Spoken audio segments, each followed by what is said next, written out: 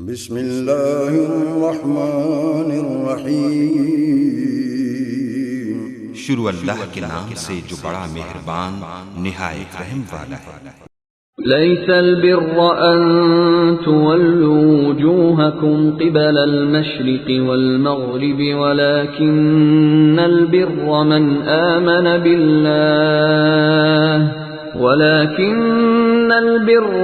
آمن بالله واليوم الآخر والملائكة والكتاب والنبيين وآتى المال على حبه ذوي القربى واليتامى والمساكين وابن السبيل والسائلين وفي الرقاب وأقام الصلاة وآتى الزكاة والموفون بعهدهم إذا عاهدوا والصابرين في البأساء والضراء وحين البأس أولئك الذين صدقوا وأولئك هم المتقون۔ ساری اچھائی مشرق و مغرب کی طرف منہ کرنے میں ہی نہیں بلکہ حقیقتاً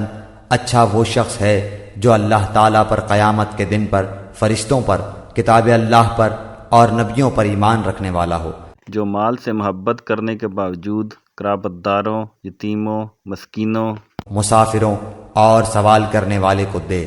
غلاموں کو آزاد کرے، نماز کی پابندی اور زکوٰۃ کی ادائیگی کرے،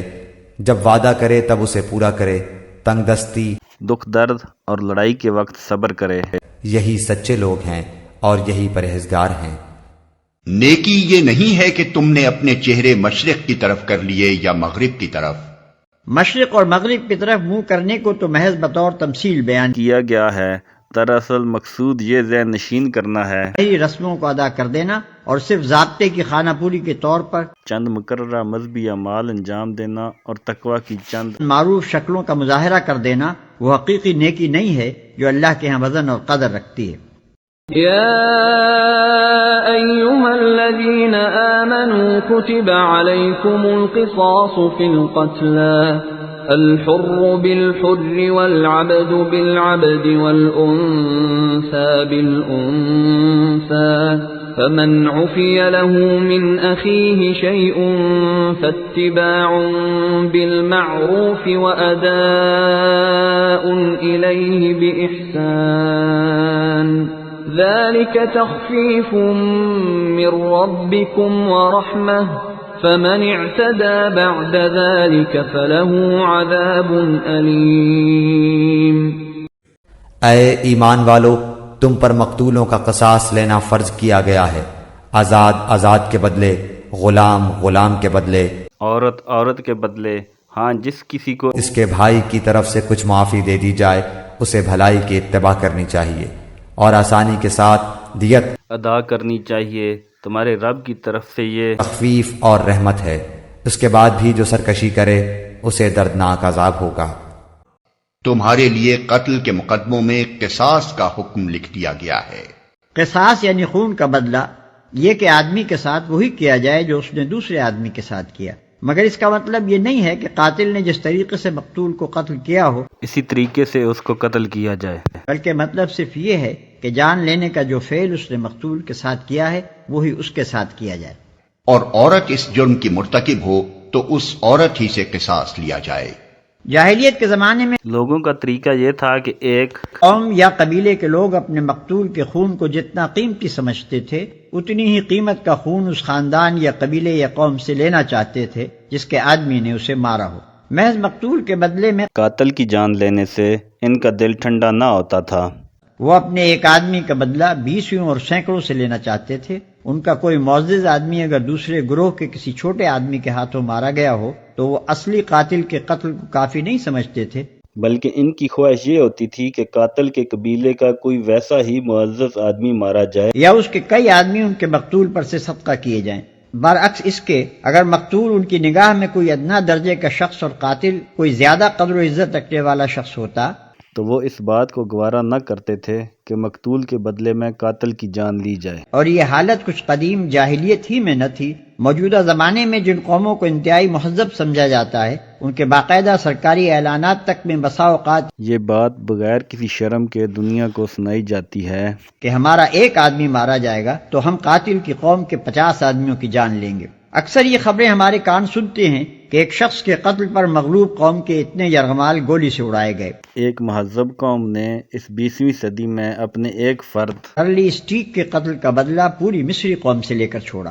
دوسری طرف ان نام نہاد مہذب قوموں کی باضابطہ عدالتوں تک کا یہ طرز عمل رہا ہے کہ اگر قاتل حاکم قوم کا فرد ہو اور مقتول کا تعلق محکوم قوم سے ہو تو ان کے جج قصاص کا فیصلہ کرنے سے گریز کرتے ہیں۔ یہی خرابیاں ہیں جن کے سد باب کا حکم اللہ تعالیٰ نے اس آیت میں دیا ہے۔ وہ فرماتا ہے کہ مقتول کے بدلے میں قاتل اور صرف قاتل ہی کی جان لی جائے، قطع نظر اس سے کہ قاتل کون ہے اور مقتول کون۔ بھائی کا لفظ فرما کر نہایت لطیف طریقے سے نرمی کی سفارش بھی کر دی ہے۔ مطلب یہ ہے کہ تمہارے اور دوسرے شخص کے درمیان باپ مارے کا بیر ہی صحیح، مگر ہے تو وہ تمہارا انسانی بھائی۔ لہذا اگر اپنے ایک خطا کار بھائی کے مقابلے میں انتقام کے غصے کو پی جاؤ تو یہ تمہاری انسانیت کے زیادہ شایان شان ہے۔ اس آیت سے یہ بھی معلوم ہو گیا کہ اسلامی قانون تعزیرات میں قتل تک کا معاملہ قابل راضی نامہ ہے۔ مقتول کے وارثوں کو یہ حق پہنچتا ہے کہ قاتل کو معاف کر دیں، اور اس صورت میں عدالت کے لیے جائز نہیں کہ قاتل کی جان ہی لینے پر اصرار کرے۔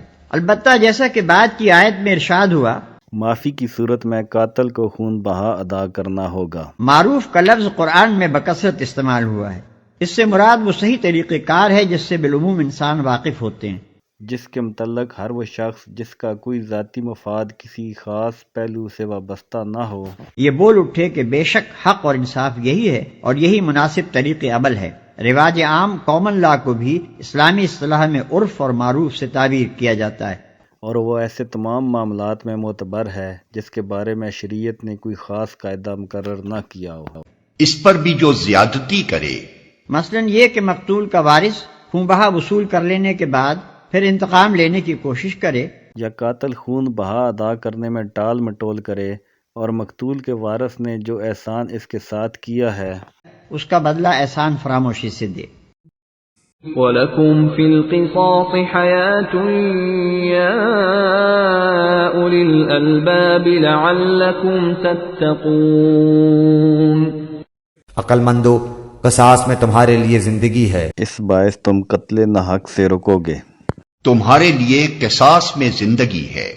یہ ایک دوسری جاہلیت کی تردید ہے جو پہلے بھی بہت سے دماغوں میں موجود تھی اور آج بھی بکثرت پائی جاتی ہے۔ جس طرح اہل جاہلیت کا ایک گروہ انتقام کے پہلو میں افراد کی طرف چلا گیا، اسی طرح ایک دوسرا گروہ عفو کے پہلو میں تفرید کی طرف گیا ہے، اور اس نے سزائے موت کے خلاف اتنی تبلیغ کی ہے کہ بہت سے لوگ اس کو ایک نفرت انگیز چیز سمجھنے لگے ہیں، اور دنیا کے متعدد ملکوں نے اسے بالکل منسوخ کر دیا ہے۔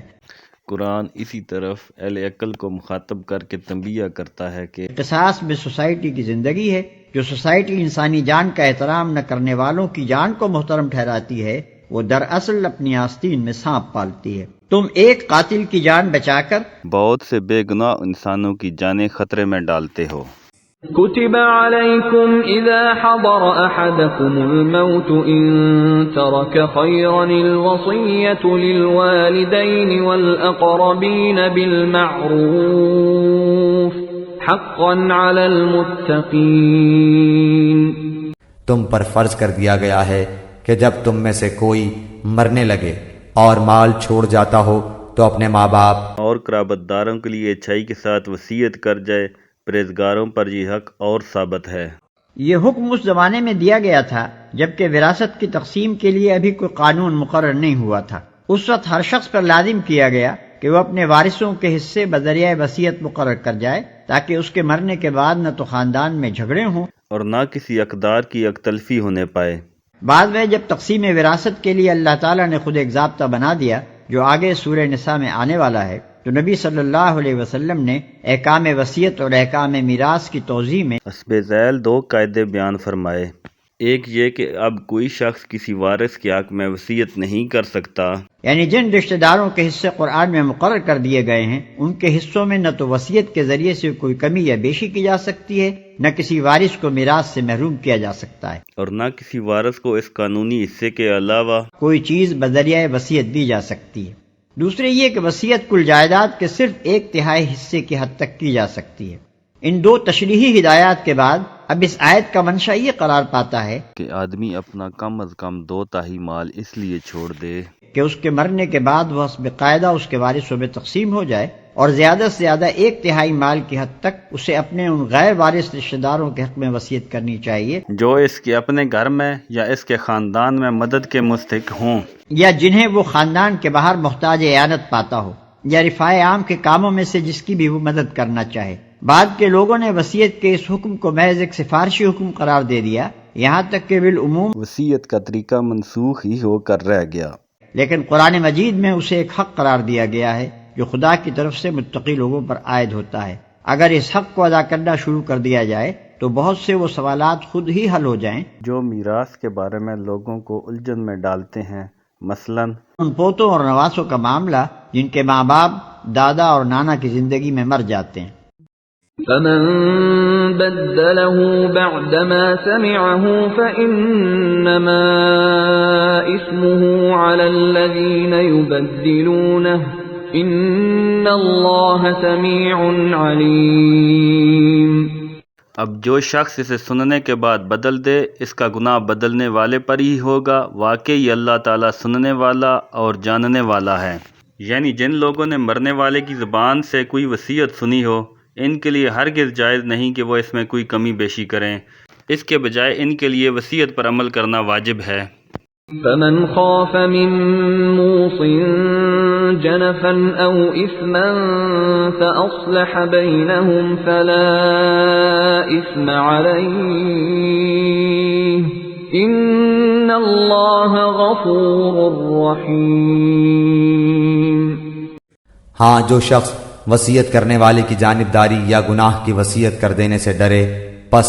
وہ ان میں آپس میں اصلاح کرا دے تو اس پر کوئی گناہ نہیں، اللہ تعالیٰ بخشنے والا مہربان ہے۔ مطلب یہ کہ اگر کوئی وصیت کرنے والا ناانصافی سے کام لے اور کوئی اسے سمجھا بجھا کر اپنی وصیت میں مرنے سے پہلے تبدیلی کرنے پر آمادہ کر دے تو یہ جائز ہے۔